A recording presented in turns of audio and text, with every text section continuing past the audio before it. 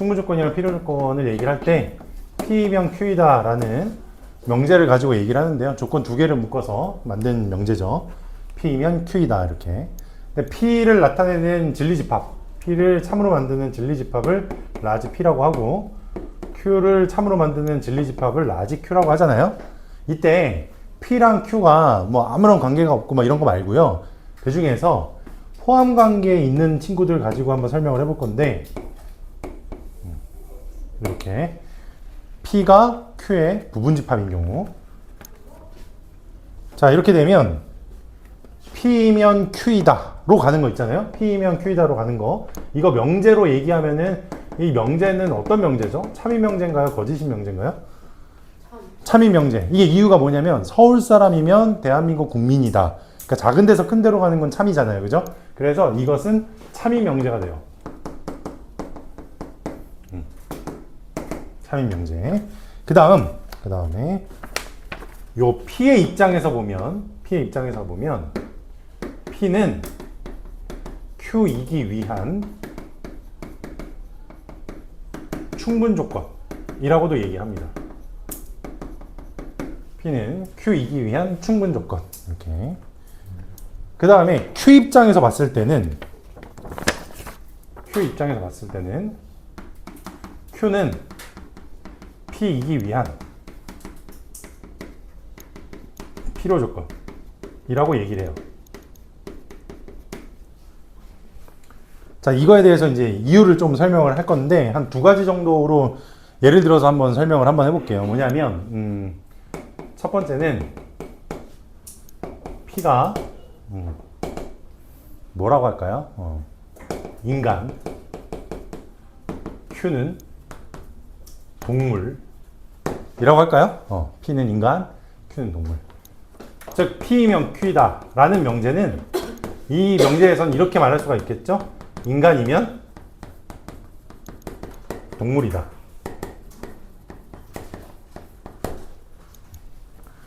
자, 인간과 동물의 어떤 포함 관계는 당연하게도 인간이 동물 안에 포함이 되어 있죠. 그죠? 자, 그래서 인간이면 동물이다는 어떤 명제니? 참이야, 거짓이야? 참인 명제예요. 참인 명제인데 충분 조건과 필요 조건을 얘기를 한번 해볼 때는 이런 거예요. 인간은 동물이기 위한 충분 조건이다. 이렇게 얘기를 하는 건데 이 느낌이 무슨 뜻이냐면 인간이 동물이 되기 위한 이미 그런 모든 정의가 다 충분해 라는 뜻인 거야. 알겠죠? 그런데 동물 입장에서 봤을 때 동물은 인간이 되려면 좀 더 많은 정의가 필요하겠죠. 그냥 모든 동물이 다 인간일 수는 없잖아. 그치? 그래서 동물들이 인간이 되려면 더 많은 조건들이 필요하죠. 맞죠? 그래서 필요 조건 이렇게도 얘기하고요. 이렇게도 설명하고, 그 다음 두 번째, 이 두 번째 설명은 저희 아픈 과거를 떠올리며 저희 집이 제가 이제 중학교 한 1, 2학년 때 그럴 때는 한 50평짜리 집에서 이렇게 열심히 잘 살고 있었었는데 우리 가족들이 열심히 잘 살고 있었어요. 이때 아마 한 몇 년이지? 96년? 95년?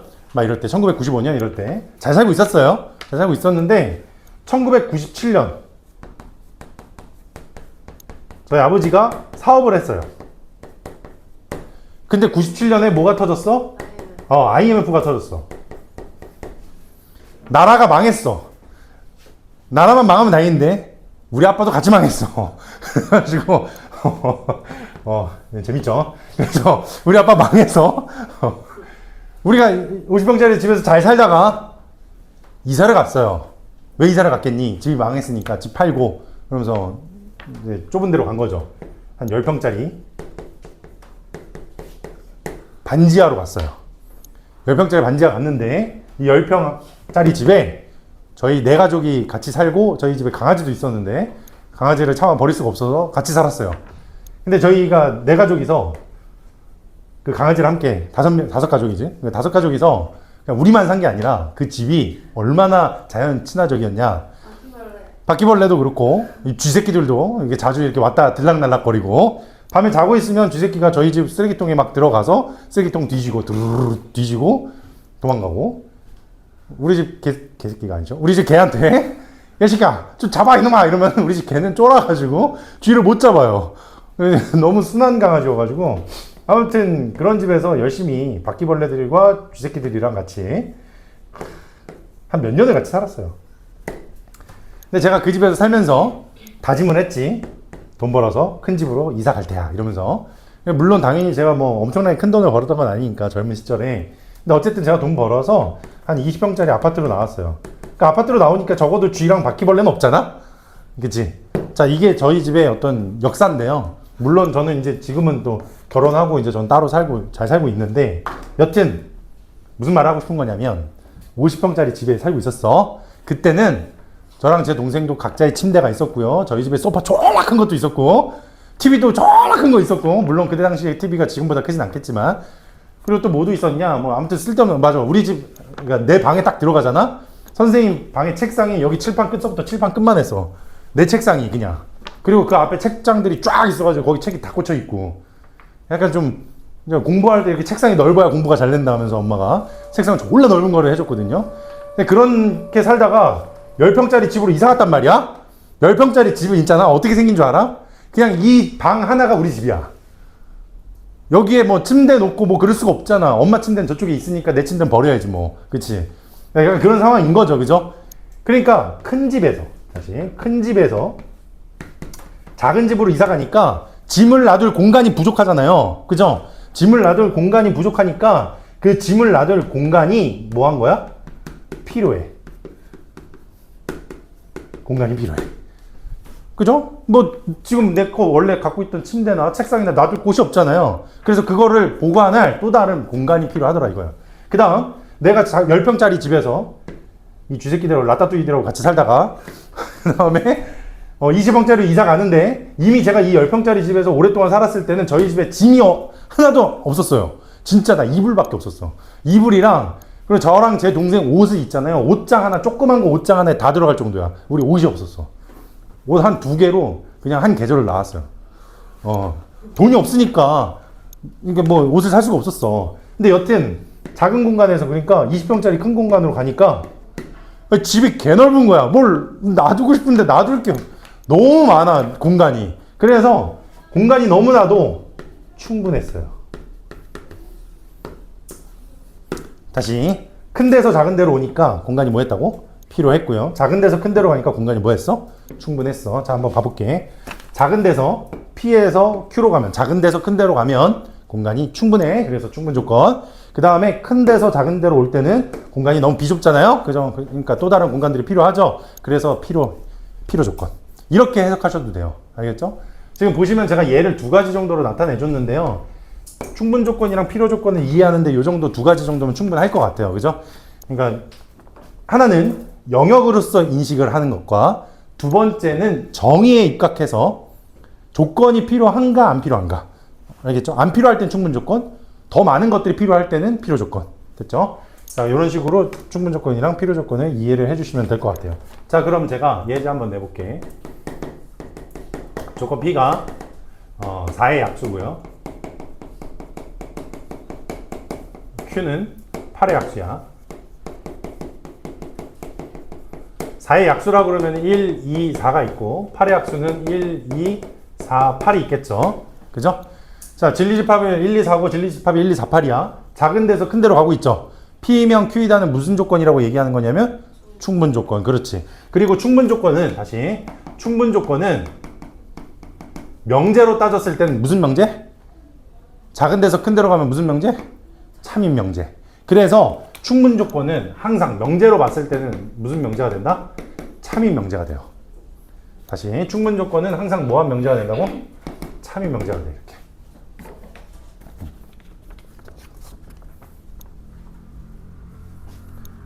자, 그 다음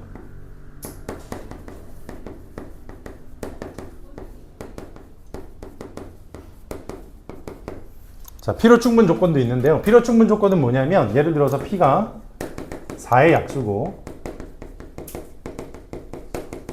Q도 4의 약수야. 그럼 둘이 똑같잖아요. 그죠? 그럼 P면 Q이다도 참이고 Q이면 P이다도 참인 거잖아요. 양쪽으로 왔다 갔다 할 때 이렇게 양쪽으로 왔다 갔다 해도 참인 거를 필요 충분 조건. 그리고 집합으로 따졌을 땐 P랑 Q 집합이 서로 뭐한 거? 같은 것. 이거를 필요 충분 조건이라고 한다. 뭐 아주 자주 나오는 문제 중에서는 이런 거 많이 내죠. A제곱 더하기 B제곱이 0인 경우와 Q 조건이 절대값 A 더하기 절대값 B가 0인 경우. P면 Q이다가 무슨 조건이니? 그럼 충분 조건이요. 왜? A는 B는 0인 거랑 이것도 마찬가지로 A는 B는 0인 거잖아요.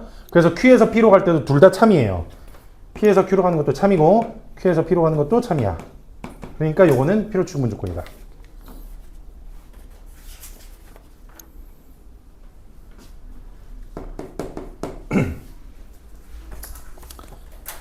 자, 한번 물어볼까요? 이번에 예제 한번 2번. x 곱하기 y가 양수이면 x 곱하기 y가 양수이면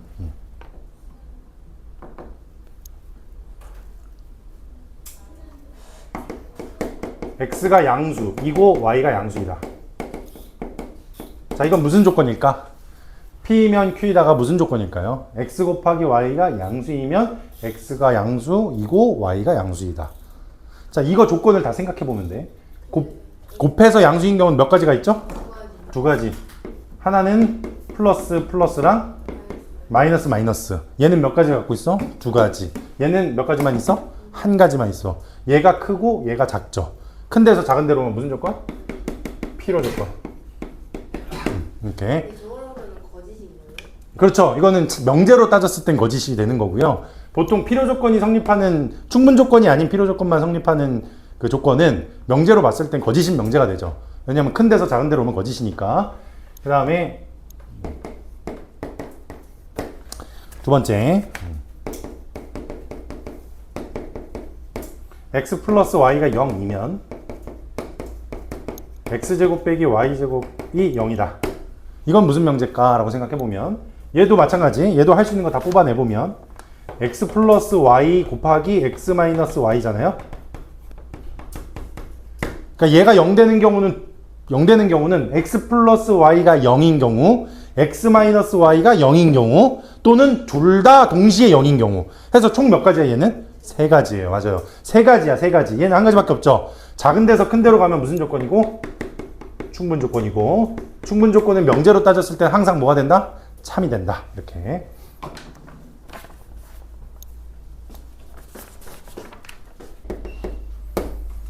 자, 부등식에 대해서 오늘 할 텐데, 부등식은 두 가지가 있어요. 첫 번째는 조건부등식. 이게 조건부등식이 뭐냐면 여러분들이 그동안 많이 풀어왔던 부등식이 다 조건부등식이에요. 예를 들면 x 플러스 1이 5보다 작다라고 한번 해볼게요. 자, 요거에 대한 x의 부등식을 찾아라. 부등식의 해를 찾아라. 이러면 x가 2 미만이다. 이렇게 되죠. 그죠? 이건 왜 조건부등식이라고 하느냐? x에 1이 들어가면 참이잖아요. 근데 3 들어가면 거짓이죠. x값에 따라서 참과 거짓이 바뀌는 거를 우린 조건이라고 부르고, 그래서 조건부등식이라고 합니다. 알겠죠?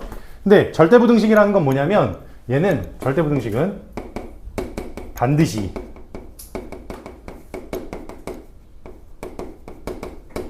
성립하는 거를 절대부등식이라고 해요. 자, 모든 실수 x에 대해서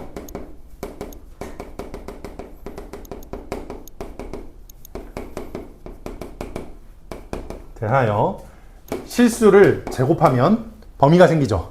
실수 제곱은 뭐보다 크거나 같죠? 0보다 크거나 같은 게 항상 성립하죠. 항상. 양수는 제곱하면 양수되고 음수 제곱하면 양수되는데 0 제곱하면 0이잖아요. 그래서 모든 실수를 제곱하면 0 이상이다. 이거는 무조건 성립하죠. 그렇죠? 그래서 요 절대부등식의 진리집합은 전체 집합이랑 같아요. 여기선 실수 전체라고 했었으니까 여기에 포함되는 진리집합은 그냥 실수 전체가 되는, 무조건 성립한다. 절대부등식 이거 말고도 너무 많아요, 사실은. 절대부등식 중에 우리가 제일 많이 쓰는 게 뭐냐면, 예를 들어서 ax제곱 플러스 bx 더하기 c가 0보다 크다인데, 이때 a는 0보다 큰 양수라고 가정을 한번 해볼게요. 2차 부등식이죠. 2차 부등식이 항상 x축보다 위에 있다. 즉 붕 떠 있을 때 어떤 걸 만족해야 되니? 라고 하면 이때 뭘 만족해야 되냐면 판별식 d가 0보다 작다. 요거를 만족시켜야 되겠죠. 그죠? 요거 만족하면은 항상 성립하는 거잖아. 그러니까 요게 항상 성립하는 부등식인 거니까 얘가 절대 부등식인 거야. 요거 D가 0보다 작기만 하다면. 그래서 우리가 쓰는 절대 부등식 중에 실생활에서 가장 많이 쓰는 거, 실생활이 아니고 여러분들 시험에서 가장 많이 쓰는 거, 그게 뭐다? 2차 부등식이다. 2차 부등식. 그 다음에 또 많이 쓰는 것들이 뭐 여러 가지가 있는데요. 그 다음에 많이 쓰는 거는 산술평균, 기하평균. 산술, 기하, 평균. 그 다음에 세 번째, 코시-슈바르트. 그 다음에 네 번째, 각종. 너무 많아. 저걸 다 써줄 순 없어. 너무 많아서. 그냥 순서대로 써봤어요. 그냥 제일 많이 쓰는 것들. 자, 실수 성질 갈게요. 첫 번째. 실수 성질은 기본적으로 뭐가 가능한 거냐면, 대소 비교가 가능하다. 실수는 실제로 존재하는 숫자, 그리고 수직선상에 나타낼 수 있는 숫자다 보니까 수직선상에서 누가 오른쪽 왼쪽이냐, 즉 더 누가 크냐 작냐를 나타낼 수가 있는데, 그거를 나타내는 가장 쉬운 방법은 뭐냐면 두 수를 빼는 거죠. 이렇게 뺐을 때 얘가 0보다 크면 A가 B보다 큰 것, 그 다음에 A가 B보다 작으면 0보다 작으면 B가 더 큰 거, 뺐는데 0 되면 둘이 같은 것. 이렇게. 아유, 선생님 1번을 누가 모릅니까? 라고 이제 얘기를 하겠지. 그치? 당연하죠. 이거는 뭐 모르는 사람 없겠죠. 그죠?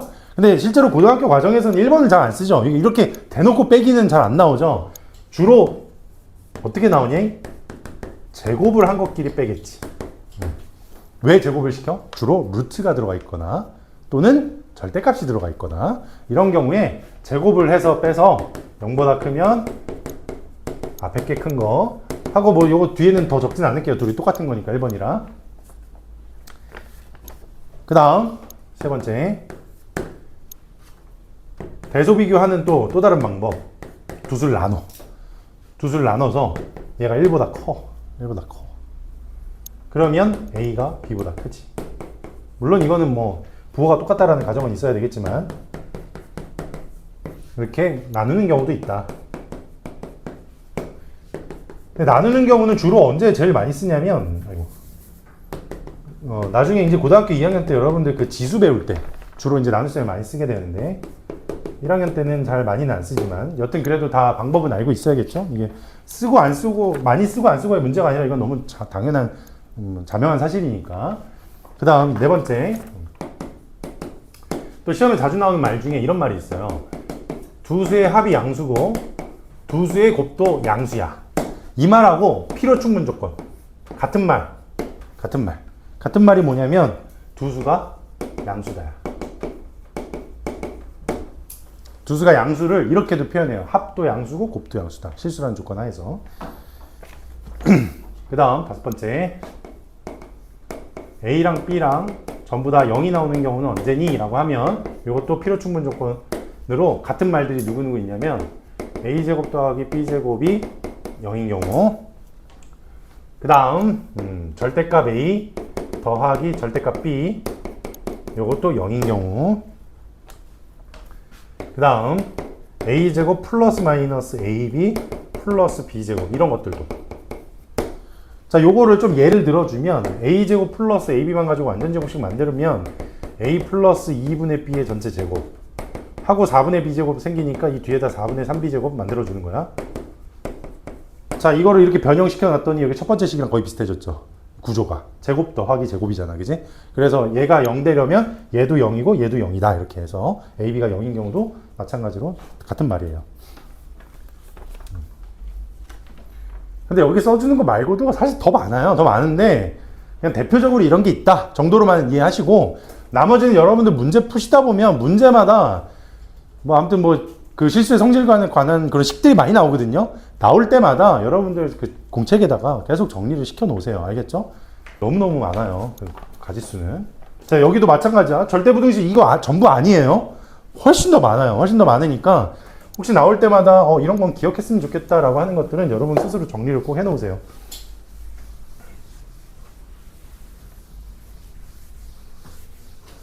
대소비교 예제를 한번 해볼게요. 이거 실제로도 이제 이렇게 하는 거를, 저 대소비교 하는 거를 시험 문제에 나오기도 했고요. 이거 아마 나왔던 문제일 거예요.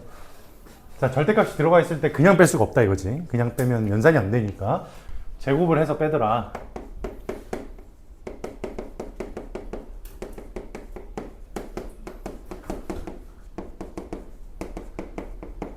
자, 이렇게 제곱을 해서 이제 빼는 거죠. 제곱을 하게 되면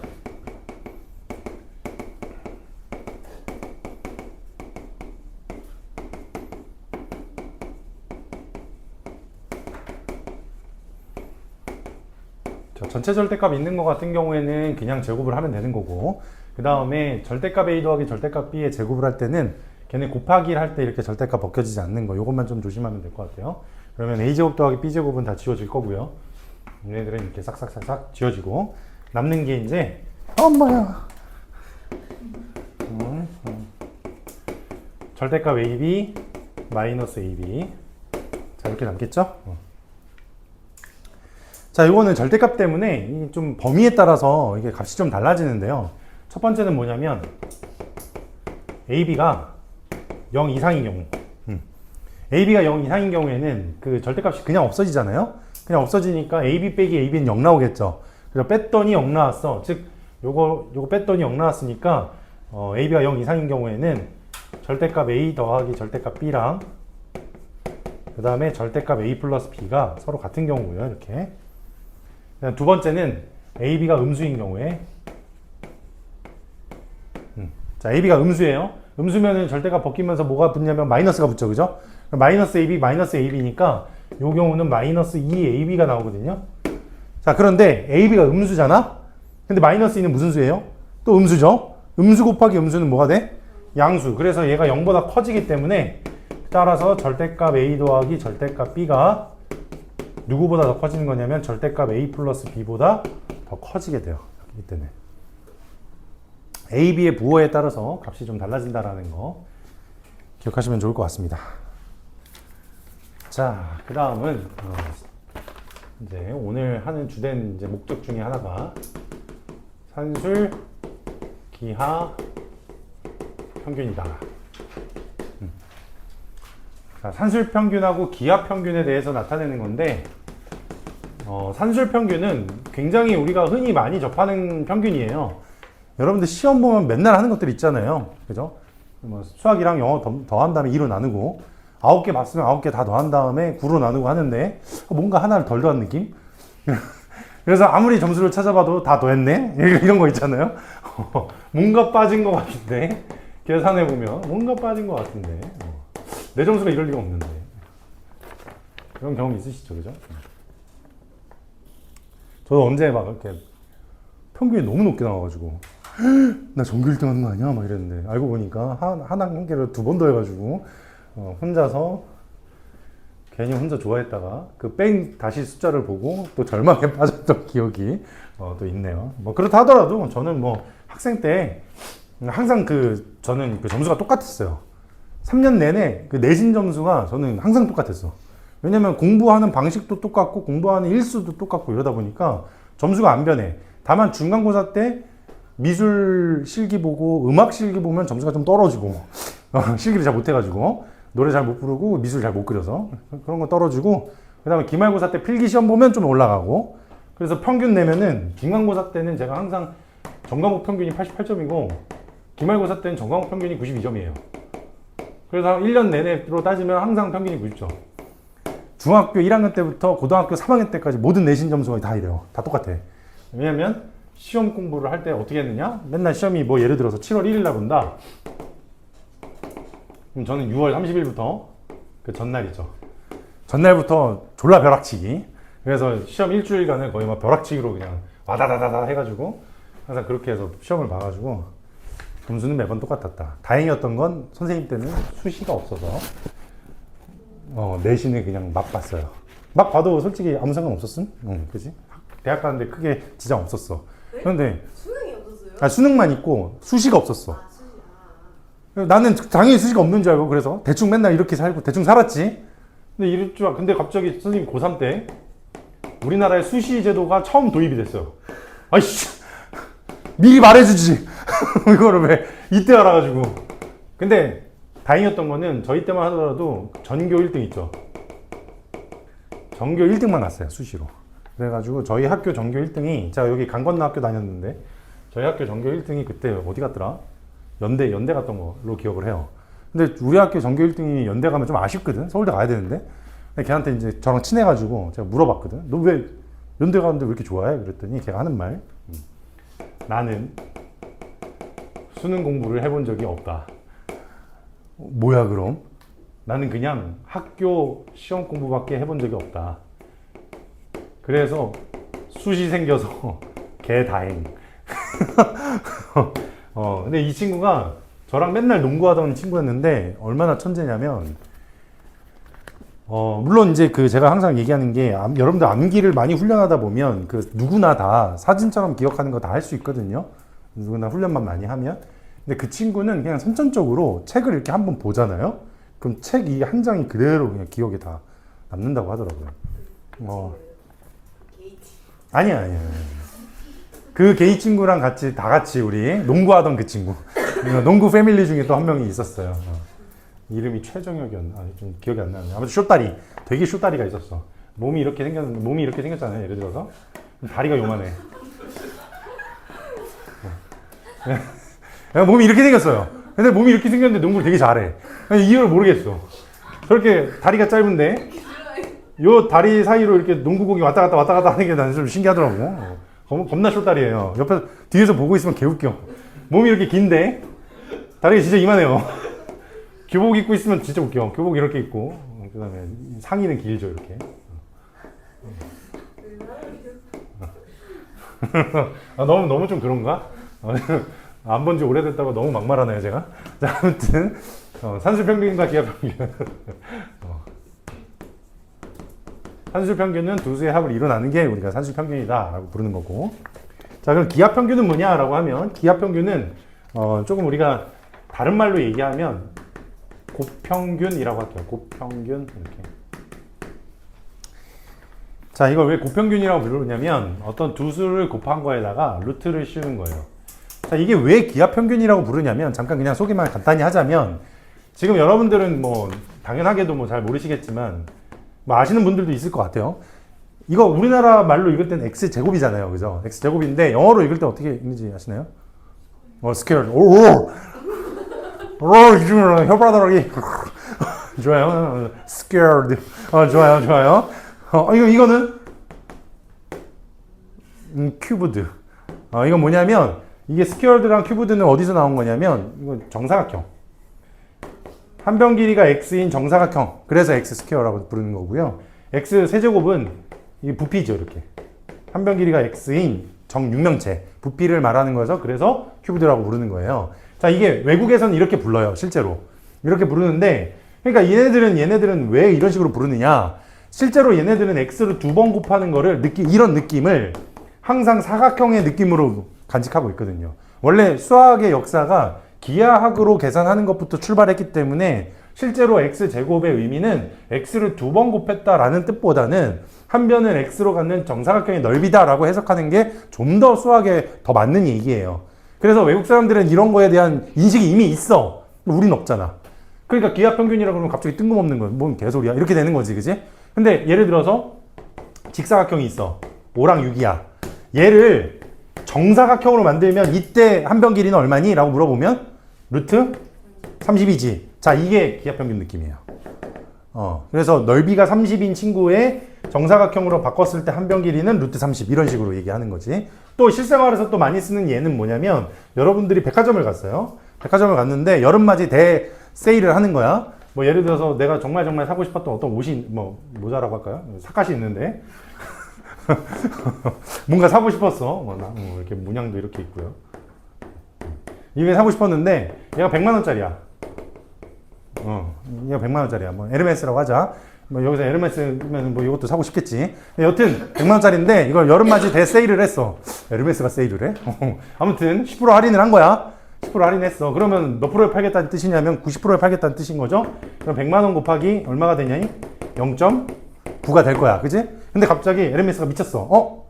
너무 잘 팔릴 것 같으니까 나 20% 올릴래. 갑자기 이렇게 또 한 거야. 그러니까 여기다가 뭘 또 곱해야 돼? 1.2를 곱해야 되는 거죠. 그죠? 자, 그러면 얘는 평균적으로 몇 퍼센트를 올린 거죠? 라고 이제 물어보면 갑자기 10% 할인하고 20% 올렸으니까 마이너스 10이랑 플러스 20 더해가지고 갑자기 걔네 더한 다음에 2로 나눠가지고 5%야! 막 이런 식으로 하면 죽여버리는 거 진짜. 그지?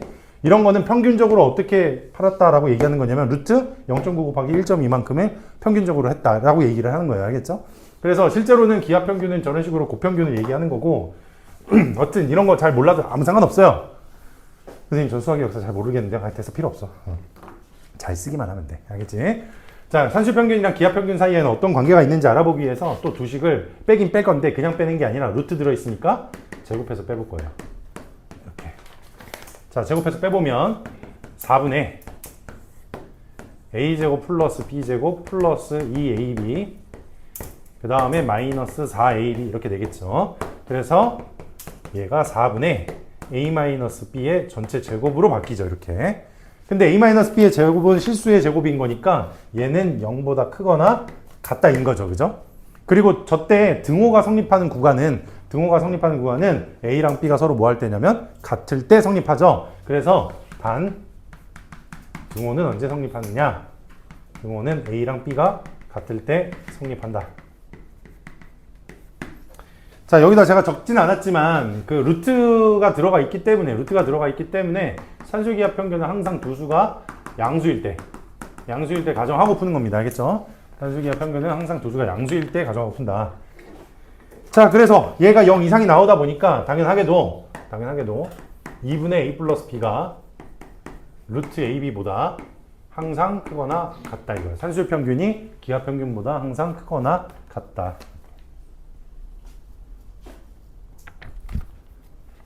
근데 보통 이렇게 쓰기보다는 이렇게 많이 써요. 두 수의 합은 크거나 같다. 2배 루트 서로의 곱 이렇게. 2를 넘겨서 하는 거를 많이 써요. 두 수의 합은 크거나 같다. 2배 루트 서로의 곱. 자, 그러면 이 산수기하 평균은 언제 쓰니? 제가 잘 쓰는 게 중요한 거라 그랬잖아요. 언제 쓰니? 라고 하면 첫 번째 합의 최소를 찾거나 곱의 최대를 찾을 때 찾는다. 합의 최소는 누구냐면 여기가 합이잖아요. 그러니까 합. 그 다음에 여기가 곱이죠. 그죠? 합의 최소값은 이 오른쪽 값이 되는 건데 그 오른쪽 값을 찾을 때는 반드시 이 곱이 값이 있어야 되겠죠. 그죠? 그래서 합의 최소를 구할 때는 반대인 경우에 곱이 일정해야 되고요.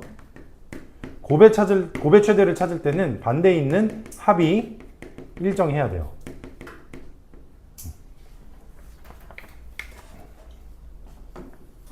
또한 조건이 있지. 두 수가 모두 양수일 때. 등호는 두 수가 서로 같을 때 성립한다. 자, 그래서 제가 예를 한번 내볼 건데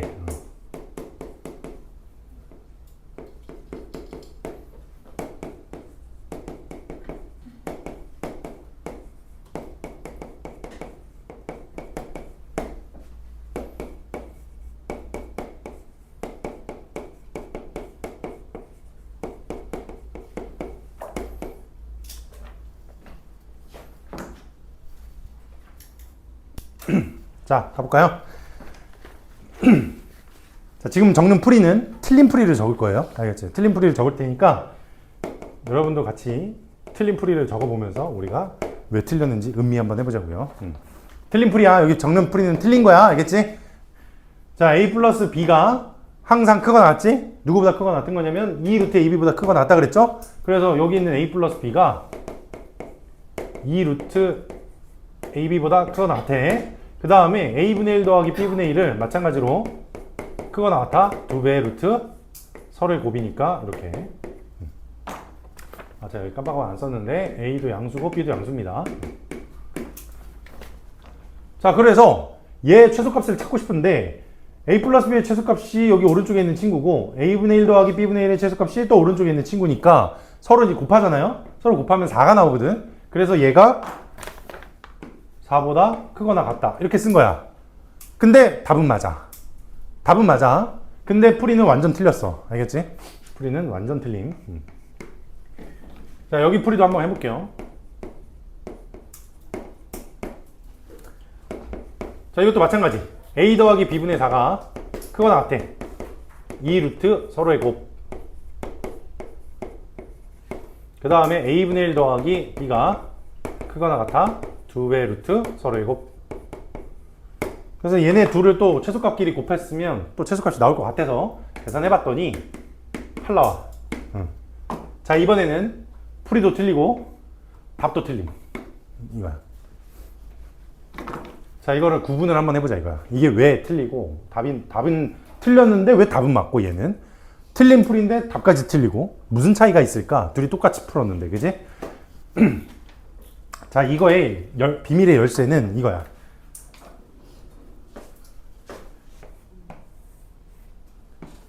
어떤 거? 등호 성립 조건. 얘가 열쇠야. 자, 한번 가볼게요. a 플러스 b의 최소값 2루트 ab 있죠? 얘가 등호가 성립하기 위해선 두 수가 서로 같아야 되지?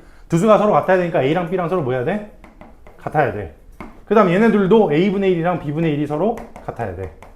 근데 a분의 1이랑 b분의 1은 a랑 b랑 같은 거랑 서로 동치지. 이건 같은 말인 거잖아. 그러니까 얘네들은 같은 경우잖아요? 같은 경우다 보니까 풀이는 틀렸는데 답은 맞아. 이렇게 된 거야. 근데 얘는 또 두 수가 같아야 되잖아? 그럼 a랑 b분의 4가 같아야 되니까, 즉 ab가 4가 나와야 되고 a분의 1이랑 b가 같아야 되니까 ab가 1이어야 돼. 말이 돼요?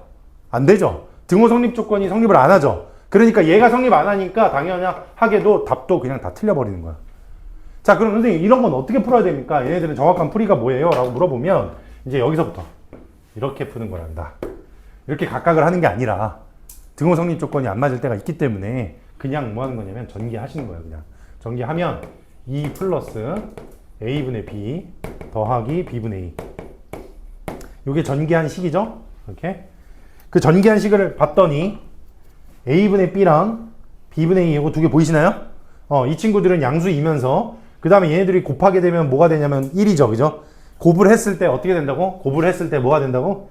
일정해진다고요. 그러니까 뭘 쓸 수 있어? 산술기하를 쓸 수 있어. 크거나 같아. 자, 2는 그냥 원래 숫자니까 2는 산술기하고 뭐고 그냥 쓰지 않는 거고요. 2는 그대로 들어오고 그 다음에 괄호 앞만 산술기하를 쓰면 2 루트 서로의 곱이니까 1이야 이렇게.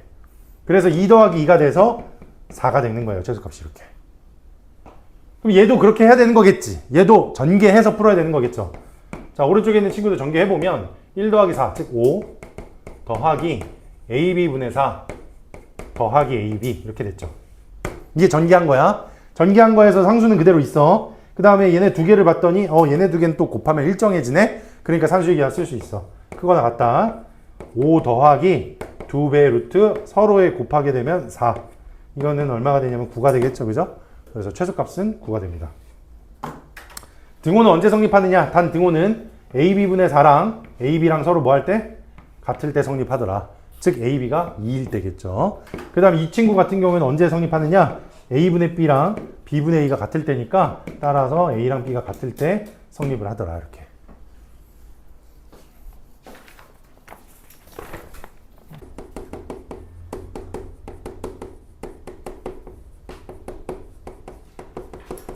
자, 코시-슈바르츠 부등식은 대놓고 실수 조건에서 푸는 거예요. 자, 이게 무슨 말이냐? 산술기하는 두 수가 양수여야 되잖아? 조건이 좀 까다롭죠? 양수 아니면 못 쓴다 이 뜻인 거잖아요. 그죠? 근데 코시-슈바르츠는 뭐예요? 실수 조건이야. 양수인지 음수인지 별로 관계 없다. 그 말이 뭐겠어요? 누가 더 강력하다는 뜻인 거야?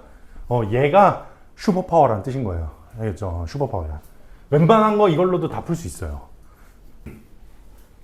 자, 코시-슈바르츠 부등식이 어떻게 생겼는지 보면 a제곱 더하기 b제곱 곱하기 x제곱 더하기 y제곱이랑 ax 더하기 by의 전체 제곱 중에 누가 더 크니? 라고 물어본 거거든. 마찬가지로 얘네들은 서로 뺐을 때 우리가 구해볼 수 있겠죠? 서로 빼면 a제곱 x제곱 지워지고 a제곱 y제곱 플러스 b제곱 x제곱 그 다음에 마이너스 2ab xy. 자, 이렇게 남고요. 그 친구는 다시 ay 마이너스 bx의 전체 제곱이 됩니다. 이렇게. 그럼 ay-bx의 전체 제곱은 실수 제곱인 거니까 요거는 0보다 크거나 같은 거겠죠? 따라서 왼쪽에 있는 친구가 오른쪽에 있는 친구보다 크거나 같다라고 되고, 단 등호는 또 언제 성립하느냐? ay랑 bx가 서로 같을 때, 요거 1대 성립. 식 다시 한 번만 적어볼게요. a제곱 더하기 b제곱 x제곱 더하기 y제곱 크거나 같다. ax 더하기 by의 전체제곱. 자, 이렇게. 자, 근데 저식을 외울 때 있잖아요. 저식을 외울 때 절대로 a제곱 더하기 b제곱 x제곱 더하기 y제곱 이렇게 하지 마세요. 알겠죠? 그럼 어떻게 하라는 얘기냐? 여기 있는 a제곱 더하기 b제곱을 이렇게 읽어. 개수 제곱의 합이라고 있는 거야. 개수 제곱의 합. ax 더하기 b화에서 a랑 b는 개수잖아. 그 개수들을 제곱해서 더했다. 그 다음에 이 친구 x제곱 더하기 y제곱은 변수 또는 미지수. 변수 제곱의 합. 뭐 미지수라고 해도 되고 뭐 문자라고 해도 되고 아무 상관없어요. 알겠죠? 어쨌든 그냥 뭐 문자 제곱의 합 이렇게 얘기해도 돼. 편한 방식으로 이해하세요. 알겠죠? 자, 어쨌든 ax 더하기 b화에서 a랑 b는 개수고 x랑 y는 변수다 이 뜻인 거야. 그지? 걔네들 각각을 개수들을 제곱해서 더하고 변수들을 제곱해서 더한 거다.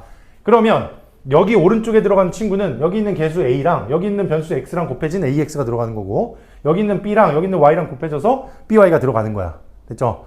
자, 이게 코시-슈바르츠 부등식인데, 이게 왜 저렇게 해야 되느냐라고 하면 식이 꼭 이렇게만 생기는 게 아니거든요. 아까 전에 풀었던 거 요거 있죠?